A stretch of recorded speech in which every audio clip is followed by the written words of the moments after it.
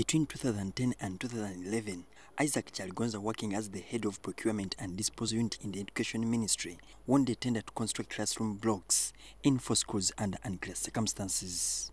For him, through his construction company, whose name has been withheld pending further investigations to win the tender, it was contradicting the procurement procedures. Now detectives at CID have today grilled Kyaligonza for over 4 hours over irregularities in awarding tenders. On top of questioning the manner in which Kyaligonza won the tender, the same man is tasked to explain why the construction of the classroom blocks has delayed beyond the stipulated 1-year period. The 4 schools were supposed to be constructed in Kasese, Bundibujo, Mitoma and Semlik, but only stopped at the foundation level. In 2011, the Ministry of Education released a total of 900 million shillings for the construction of the questioned schools. After interrogation, Kyaligonza was told to record a statement for further investigations as the probe into the Ministry of Education continues. Julius Senkandwa, NTV.